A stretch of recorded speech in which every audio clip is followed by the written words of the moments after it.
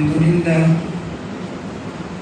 لله نحمده ونستعينه ونستغفره ونؤمن به ونتوكل عليه ونعوذ بالله من شرور أنفسنا ومن سيئات أعمالنا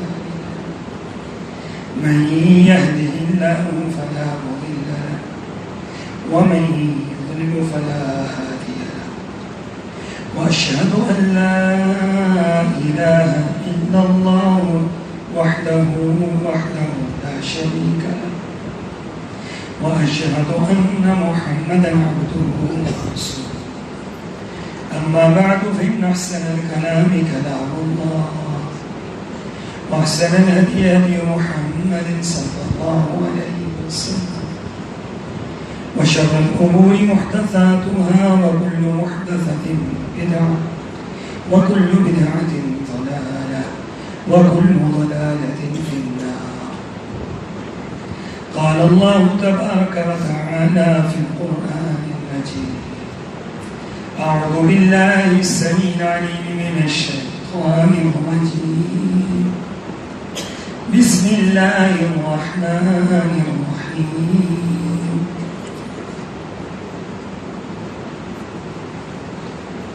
هو الذي أرسل رسوله بالهدى ودين الحق ليظهره على الدين كله وكفى بالله شهيدا. محمد رسول الله والذين معه أشداء على الكفار رحماء بينهم تراهم ركعا سجدا يبتغون فضلا من الله ورضوانا سيماهم في وجوههم من أثر السجود ذلك مثلهم في التوراة ومثلهم في الإنجيل.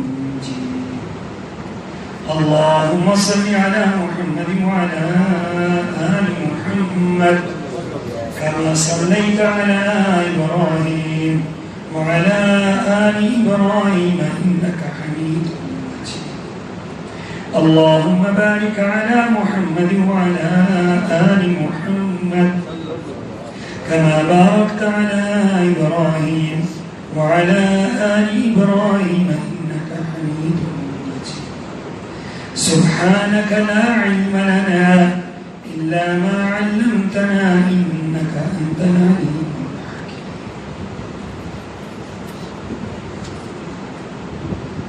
اور وہی تو ہے جس نے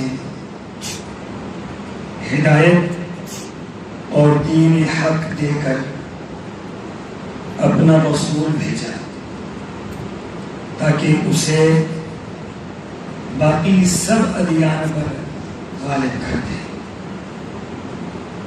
اور اس حقیقت پر اللہ ہی کی گواہی کافی ہے.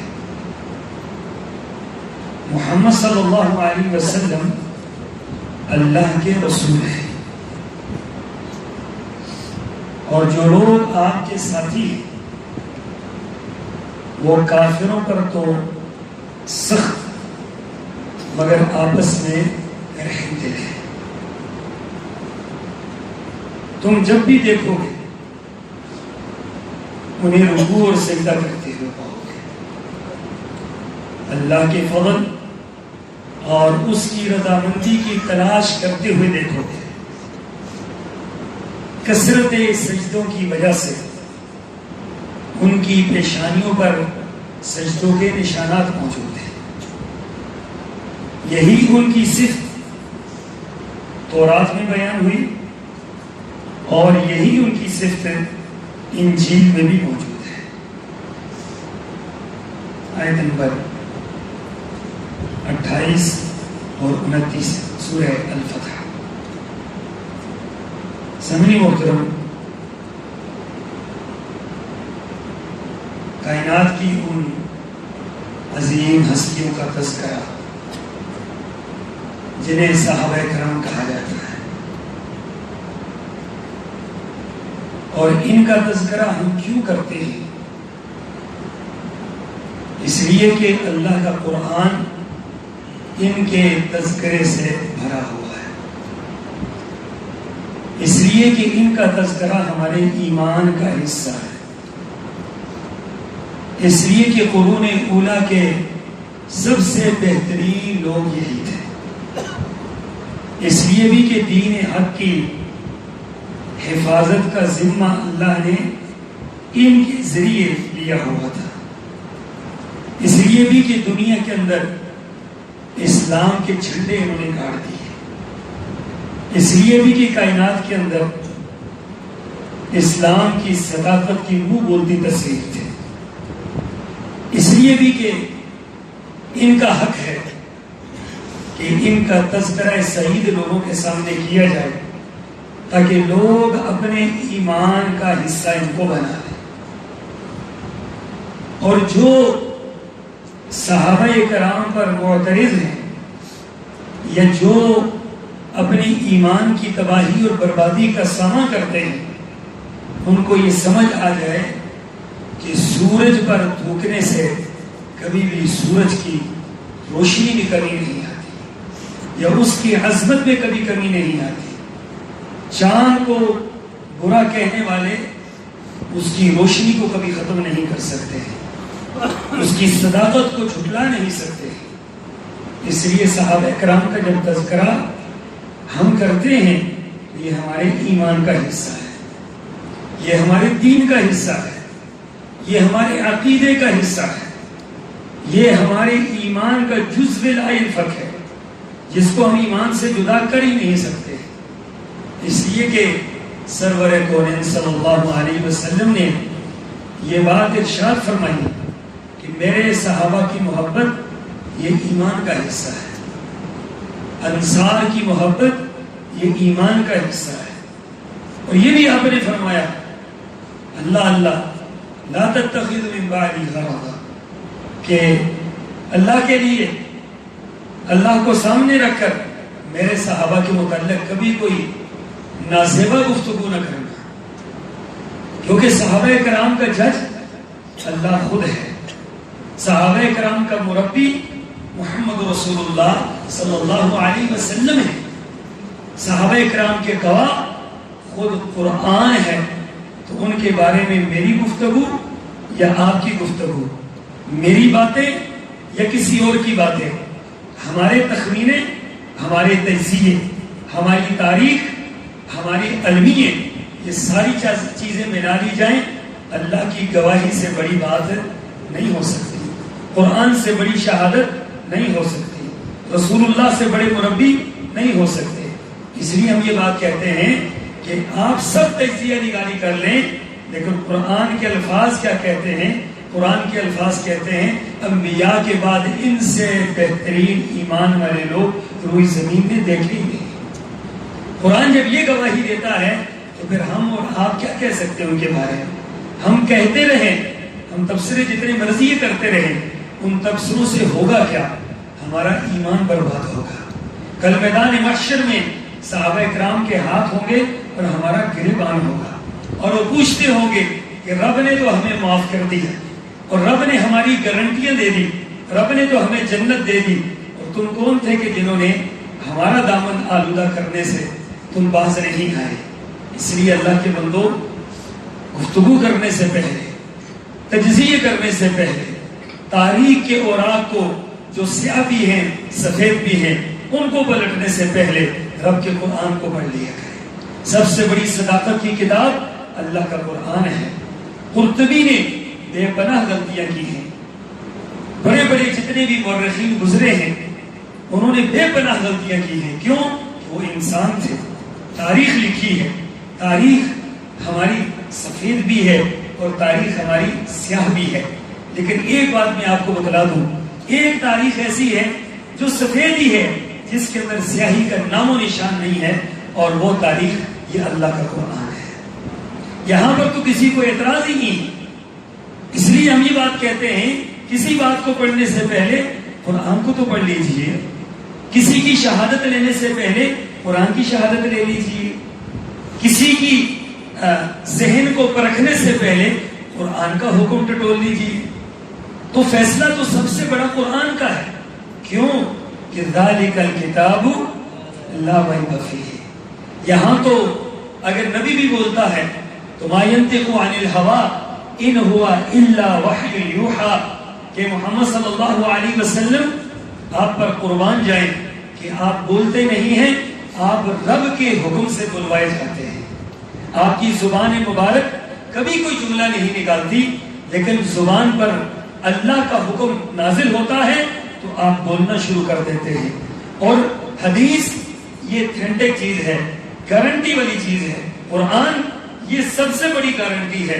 اس لیے اگر آپ نے دیکھنا ہے تو قرآن سے دیکھیے کہ قرآن صحابہ کرام کے بارے میں کیا کہتا ہے، احادیث مبارکہ صحابہ کرام کے بارے میں کیا کہتی ہیں، تو پھر اپنا ایمان اس کے مطابق بنا لیجئے تو آپ بچ جائیں گے، کسی بڑی مصیبت سے بچ جائیں گے، کسی بڑی پریشانی سے بچ جائیں گے. ایک مومن کے لیے اس سے بڑی پریشانی اور کیا ہو سکتی ہے کہ اس کے بارے میں کل اللہ یہ کہہ دے کہ تیرا ایمان اس وجہ سے برباد ہوا کہ تو نے اہل ایمان کو برا کہا ہے. من آذى لي وليا فقد آذنته بالحرب. فرمایا کہ میرے جو محبوب لوگ ہیں نا، میرے جو محبوب لوگ ہیں ان کو کبھی برا نہ کہنا، ان سے کبھی نفرت نہ رکھنا. اگر ان سے نفرت رکھو گے تو اللہ فرماتے ہیں مجھ سے اعلان جنگ ہے. وہ جس سے اللہ اعلان جنگ کر لے وہ کہاں بچ سکتا ہے، وہ کہاں کامیاب ہو سکتا ہے. اس کی کامیابی کے لیے کون سی زمین اس کو جگہ دے گی اور کون سا آسمان اس کو جگہ دے گا. اللہ کے بندو، ہم اور آپ آج 1400 سال بعد ان لوگوں کے بارے میں کیا کہیں گے کہ جن کو جبرائیل آ کر اللہ کا سلام پیش کیا کرتا تھا اور نام لے لے کر یہ کہا کرتے تھے جبرائیل کہ محمد صلی اللہ علیہ وسلم فلاں کو سلام پہنچا دیجئے. اور جب اللہ کے رسول پوچھتے تھے جبرائیل یہ سلام آپ کی طرف سے ہے یا آپ کے رب کی طرف سے ہے، کہا میری کیا ضرورت ہے، میں تو رب کا پیغمبر ہوں. اللہ نے سلام بھیجا ہے کہ عائشہ کو جا کر سلام کہہ دیجئے، عرش والا رب آپ کو سلام بھیج رہا ہے. تو جس کو اللہ آسمانوں سے سلام بھیجے تو میں اور آپ کون ہوتے ہیں اس کے بارے میں بات اور گفتگو کرنے والے ہیں. اور جس کے بارے میں اللہ نے زبان نبوت سے ایک مرتبہ نہیں کتنی مرتبہ یہ بات کہی گئی کہ اے عائشہ، پوچھنے والوں نے پوچھا کہ روئی زمین میں سب سے زیادہ آپ کو پیارا کون ہے، تو آپ نے فرمایا ابو بکر صدیق روئی زمین میں سب سے زیادہ پیارے ہیں. لیکن الفاظ آپ کے بدل گئے. پوچھا گیا کہ خواتین میں سب سے زیادہ آپ کے لیے عزیز کون ہے، پیاری کون ہے، کہا عائشہ پیاری ہے. کائنات کے اندر عائشہ سے بڑھ کر مجھے کوئی عزیز نہیں ہے. تو پوچھنے والوں نے پھر پوچھا کہ مردوں میں کون عزیز ہے، تو آپ کہہ سکتے تھے ابو بکر صدیق ہے. آپ نے فرمایا عائشہ کے والد ابو بکر صدیق کائنات کے اندر سب سے زیادہ عزیز ہے. جس کو رسول اللہ صلی اللہ علیہ وسلم سب سے زیادہ اپنا عزیز گردانتے ہوں تو ہم اور آپ ان کے لیے محبت کہاں رکھیں گے. اللہ کے رسول جن سے سب سے زیادہ محبت کرتے ہیں، میری اور آپ کی بھی محبت سب سے زیادہ ان کے ساتھ ہونی چاہیے. یہ رسول اللہ سے وفا کا تقاضا ہے، یہ سرور کونین سے عہد و پیمان کا تقاضا ہے، یہ رسول اللہ سے محبت کا تقاضا ہے کہ جن سے آپ محبت کرتے ہیں ہم بھی ان سے محبت کریں. جن کو آپ محبوب جانتے ہیں ہم بھی ان کو محبوب جانیں. جن کے بارے میں آپ یہ کہتے ہیں جنتی ہیں ہم بھی ان کو جنتی مانیں. جن کے بارے میں آپ یہ بات کہتے ہیں کفو عنی لسانکم، اپنی زبانوں کو پکڑ لو ان کے حوالے سے، خبردار کوئی گفتگو نہ کرنا ان کے حوالے سے، ہمیں اپنی زبانیں ان کے حوالے سے پکڑ لینی چاہیے. تو اللہ کے بندو، قرآن کے ان الفاظ میں فرمایا محمد رسول اللہ، محمد صلی اللہ علیہ وسلم جو اللہ کے رسول ہیں، والذین معہ اشداء علی الکفار، یہ وہ ایک صفت بیان ہوئی صحابہ کرام کی کہ صحابہ کون تھے، کافروں پر وہ بہت زیادہ سخت تھے. کافروں پر ان کی سختی وہ دینی تھی. اور یہ کافروں پر سختی یہ نہیں تھی کہ جو کافر نظر آیا اس کافر کا سر قلم کر دیا، ایسا نہیں تھا. یہ وہ کافر ہیں جو میدان جنگ میں آپ کے سامنے آتے تھے، اور وہ تھے جو آپ کے رشتہ دار تھے. کیا کہیے گا، کبھی دنیا کے اندر ایسا منظر آپ دیکھ سکتے ہیں کہ ایک بھائی تو مسلمان ہے اور دوسرا بھائی کافر ہے، اور مسلمان بھائی کافر کو اس لیے قتل کر رہا ہے کہ یہ رسول اللہ صلی اللہ علیہ وسلم کے دین کو تسلیم نہیں کرتا۔ دنیا نے یہ منظر تو کہیں نہیں دیکھے، یہاں خون کے رشتے ختم ہو گئے، یہاں خون کے رشتے ختم ہو گئے، یہاں دین کا رشتہ چل پڑا، یہاں ایمان کے رشتے چلے، یہاں اسلام کے رشتے چلے کہ حضرت مصعب بن عمیر پاس سے گزر رہے تو جنگ بدر کے اندر ان کے بھائی کو گرفتار کیا گیا۔ حضرت انس باندھنے والوں میں شامل ہیں، تو پاس سے گزرے تو حضرت انس ان کو باندھ رہے تھے، تو مصعب بن عمیر پاس سے گزرتے ہوئے کہتے ہیں اس کو ذرا سخت کر کے باندھو، اس کی ماں اچھی خاصی امیر ہے، کافی پیسے مل جائیں گے۔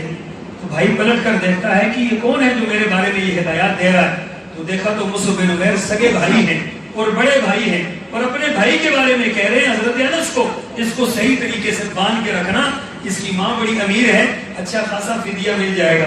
تو کہنے لگا آپ تو میرے بھائی ہیں، اے مصعب آپ تو میرے بھائی ہیں۔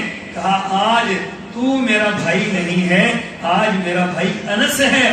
کیوں؟ کہا یہ کیا وجہ ہے؟ کہا وجہ یہ ہے کہ اس نے بھی کلمہ پڑھا ہے، میں نے بھی کلمہ پڑھا ہے، تو ابھی کلمہ نہیں پڑھا تو نے، اس لیے تو میرا بھائی نہیں ہے، میرا بھائی تو یہ ہے۔ یہاں رشتے ایمان کی وجہ سے بنتے ہیں، یہاں رشتے اسلام کی وجہ سے بنتے ہیں، یہاں محبتیں ایمان کی بنیاد پر چلتی ہیں، یہاں کوئی اور رشتہ ان کے سامنے کوئی حیثیت نہیں رکھتا۔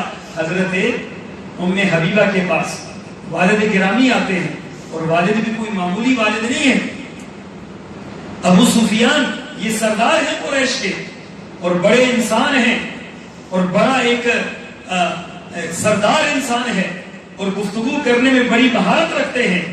ابھی اسلام قبول نہیں کیا تو سرور کونین کے گھر میں مدینہ طیبہ میں آ گئے، تو حضرت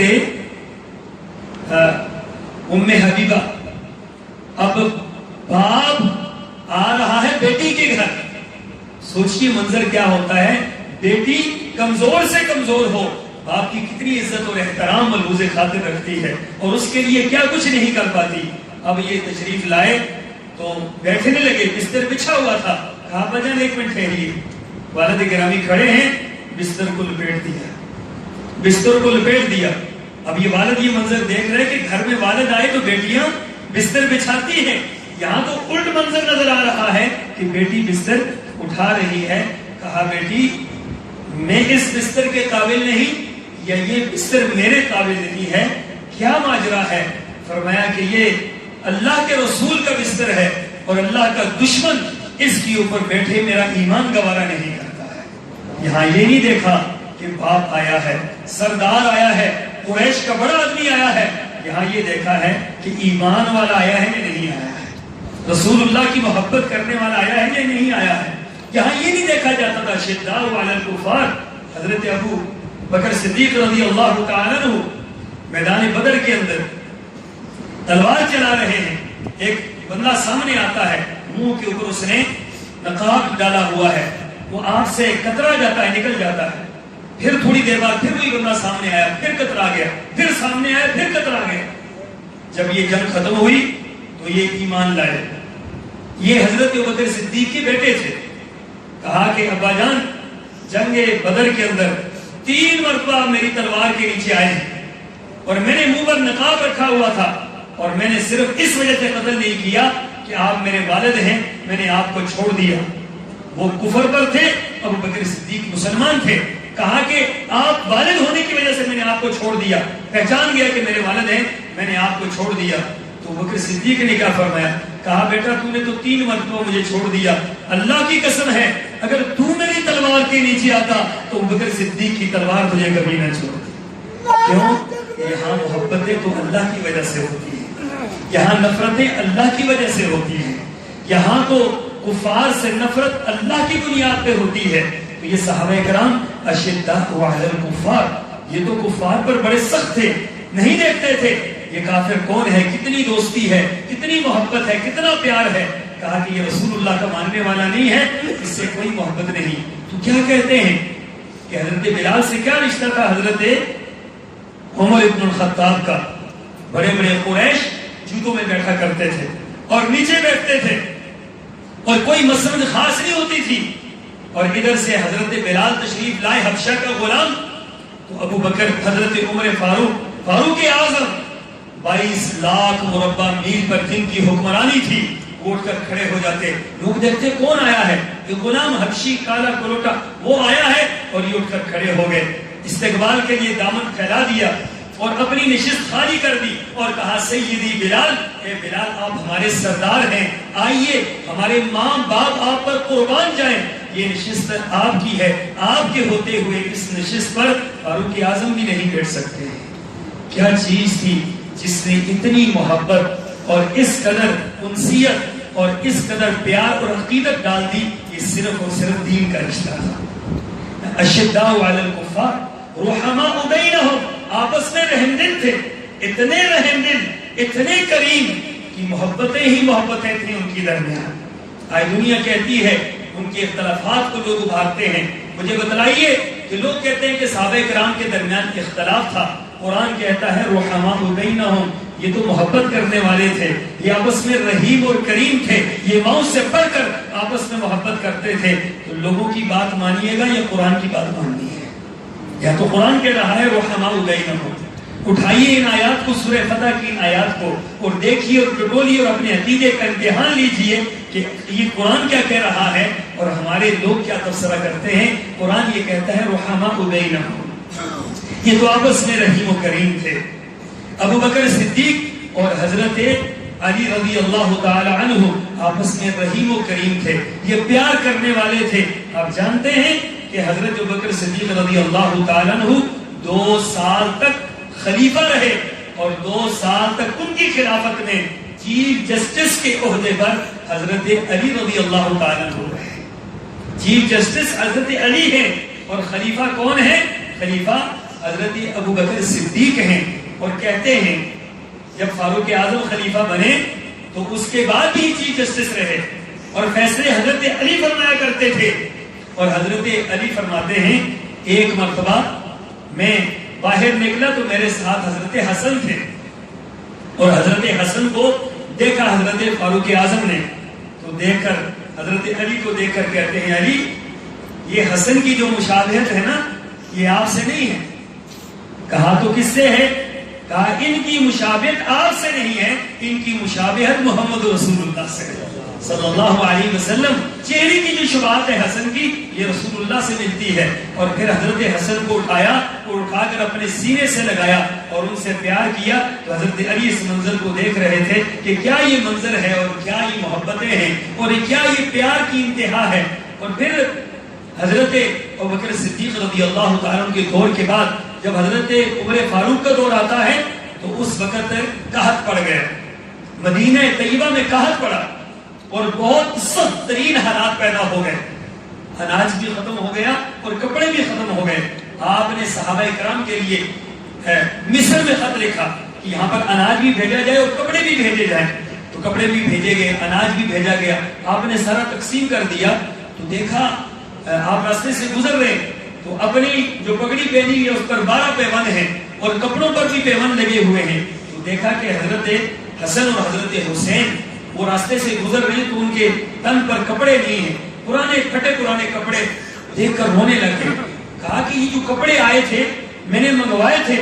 تو کہا ان کو کیوں نہیں دیے گئے؟ تو کہا جی ان کے ناپ کا کوئی کپڑا نہیں تھا, جتنے کپڑے آئے ان کا سائز بڑا تھا, ان کے ناپ کا کوئی نہیں تھا. تو فاروق اعظم نے اسپیشل بندہ بھیجا اور اس کو گھوڑے پر دوڑایا کہ جاؤ جا کر وہاں مصر سے ان کے لیے 2 حلے تیار کر کے لاؤ. یہ کیسے ہو سکتا ہے کہ باقی سارے لوگ لباس پہنے اور رسول اللہ کے نواسے بغیر لباس کے یا پھٹے پرانے کپڑے پہنے؟ عمر کا ایمان یہ بات گوارا نہیں کر سکتا ہے. آج دنیا کیا کہتی ہے یہ مجھ سے آپ زیادہ جانتے ہیں. آج دنیا کیا تجزیے کرتی ہے یہ آپ مجھ سے زیادہ جانتے ہیں. یہ وہ باتیں ہیں جو قرآن اور حدیث کی روشنی میں آپ کے سامنے رکھی جا رہی ہیں کہ ان کی محبتوں کی کوئی انتہا نہیں تھی. کیوں کہ فرمایا کہ تراہم رکعا سجدا, کہ وہ اللہ سے ڈرنے والے تھے. کبھی تو وہ رکوع کرتے تھے, کبھی وہ سجدوں میں گر رہتے تھے. جو اللہ سے ڈرنے والے ہوتے ہیں وہ باہمی محبتیں کرتے ہیں. آج ہمارے درمیان نفرتوں کے انبار کیوں ہیں؟ آج لڑائیوں جھگڑے کیوں؟ ہم لوگ اللہ سے نہیں ڈرتے. جو اللہ سے ڈرنے والے ہیں, جو کبھی رکوع میں اللہ کے سامنے روتے ہوں، کبھی سجدوں میں اللہ کے سامنے روتے ہوں، اور کبھی راتوں کو مصلوں پر اللہ کے سامنے گڑ گڑاتے ہوں، تو وہ کیوں نہ آپس میں محبتیں کریں؟ قرآن کے الفاظ یہ ہیں تراہم، آپ ان کو دیکھیں گے رکعن سجدہ، کبھی وہ رکوع کی حالت میں ہوتے ہیں، کبھی سجدے کی حالت میں ہوتے ہیں، یبتغون فضلا من اللہ ورضوانا۔ دنیا کہتی ہے کہ صحابہ کرام نے اس لیے ایمان قبول کیا کہ ان کو دنیا کی حکمرانی چاہیے تھی۔ کتنا بڑا اور کتنا بھونڈا اور کتنا خوفناک الزام ہے۔ قرآن کیا کہتا ہے؟ یبتغون فضلا من اللہ ورضوانا۔ یہ کس چیز کے متلاشی تھے؟ عہدوں کے متلاشی تھے؟ یہ وزارت اور مشاورت کے متلاشی تھے؟ نہیں، یہ متلاشی تھے اللہ کے فضل اور اس کی رضامندی کے متلاشی تھے۔ یہ تلاش کرتے تھے کہ اللہ کی رضا مل جائے۔ حضرت سبحان اللہ، بات کرنی آسان ہے، بات کرنی آسان ہے۔ حضرت زنیرہ کو کون سا عہدہ ملا تھا؟ جن کی اسلام کے لیے آنکھیں نکال دی گئی۔ حضرت خبیب بن عدی کو کون سا عہدہ ملا تھا؟ جن کے ٹکڑے ٹکڑے کر دیے گئے اور حضرت زنیرہ کی آنکھیں نکال دی گئی، اور بڑے بڑے صحابہ کرام جن کو تہ تہ کر دیا گیا، اور ان کے کپڑوں کی حالت یہ تھی کہ تن پر اتنا کپڑا نہیں تھا جس کو کفن کی حالت میں کفن کے لیے ان کو پورا کیا جاتا۔ یہ بدر کے اندر شہید ہونے والے اور احد کے اندر شہید ہونے والے، جو احد کے اندر شہید ہوئے ہیں، ان کے تن پر تو کپڑے پورے نہیں تھے۔ آج دنیا کہتی ہے کہ یہ تو عہدوں کے لیے انہوں نے اسلام قبول کیا۔ کتنا بڑا الزام اور کس قدر بھیانک الزام ہے یہ، اور کس قدر قرآن کے مخالف الزام ہے یہ۔ قرآن یہ بات کہتا ہے کہ نہیں، وہ جب اسلام قبول نہیں کیا تھا، حضرت مصعب بن عمیر 200 دینار کا ایک کرتا پہنا کرتے تھے، 200 دینار کا۔ مکہ کا امیر ترین انسان 200 دینار کا کرتا پہنا کرتے تھے، اور مکہ کی گلیوں سے گزرتے، دنیا کہتی تھی کہ مصعب بن عمیر گزر گیا ہے، اور جب اسلام لائے تو پھر پھٹے پرانے کپڑے پہنے ہوئے ہیں، اور اس حالت میں دنیا سے گئے، شہید ہوئے غزوہ احد کے اندر، کہ ان کے تن پر اتنے کپڑے نہیں تھے کہ جن کے ساتھ ملا کر ان کو کفنا دیا جائے۔ سر کو اگر پورا کرتے تھے تو پاؤں ننگا ہو جاتا تھا، پاؤں کو پورا کرتے تھے سر ننگا ہو جاتا تھا۔ آج دنیا کہتی ہے یہ تو لالچ میں مسلمان ہوئے تھے، تمہاری روح نہیں کامتی، تمہارے جسم کے بال کھڑے نہیں ہوتے، تمہاری ایمان کا جو ہے یہاں جنازہ نہیں نکلتا۔ کہ صحابہ کرام کے بارے میں ایسی گفتگو کرتے ہو، اللہ کا خوف اور اللہ کی ڈر تمہارے دلوں کے اندر کیوں نہیں پیدا ہوتا؟ کیوں نہ ہستیوں کے بارے میں ہم گفتگو کرتے ہیں جن کے بارے میں میرا قرآن کہتا ہے یبتغون فضلا من اللہ ورضوانا، وہ اللہ کی رضامندی تلاش کرتے تھے، اللہ کا فضل تلاش کرتے تھے، اسی کے لیے وہ شبانہ روز محنتیں کرتے تھے۔ سیماہم فی وجوہہم من اثر السجود، سجدوں کے نشانات ان کی پیشانیوں پر موجود تھے۔ اور صحابہ کرام سجدوں میں اپنی پیشانیاں رکھتے تھے۔ حضرت علی فرماتے ہیں اگر پیشانیاں تھک جاتی تھی تو اپنے رخساروں کو سجدے میں گرا کر اللہ کے سامنے رویا کرتے تھے۔ یہ وہ لوگ ہیں جن کو قرآن کہتا ہے سیماہم فی وجوہہم من اثر السجود، سجدوں کے نشانات ان کے چہروں پر آیا ہیں۔ ذالک مثلہم فی التوراۃ، قرآن ان کی ایمان کی گواہی نہیں دیتا، اٹھاؤ تورات کو، تورات کی ان کی ایمان کی گواہی دیتی ہے۔ وَمَثَلُهُمْ فِي الْإِنْجِيلِ، اور انجیل بھی ان کی ایمان کی گواہی دیتی ہے۔ کوئی آسمانی کتاب ایسی نہیں ہے جو صحابہ کرام کی ایمان کی گواہی نہ دیتی ہو۔ تو کیا خیال ہے ہم اور آپ ان کی ایمان کی گواہی نہ دیں؟ ہم اور آپ ان کی ایمان کی گواہی دیتے ہیں۔ اللہ تو گواہ ہے، تیرے نبی کے ایک ایک صحابی سے اللہ تو بھی راضی تھا، اللہ تیرا نبی بھی راضی تھا، اللہ ہم بھی راضی ہیں۔ ہمارا محشر کل قیامت کے دن ان کے ساتھ فرما ہے۔ اے اللہ ہمیں ان کی محبتیں نصیب فرما دے، اے اللہ ہمارے دلوں کو ان کے لیے صاف کر دے، اے اللہ ہماری دعاؤں میں ان کے حصے کر دے، اے اللہ ہمارے ایمان کے اندر ان کو شامل کر دے۔ وآخر دعوانا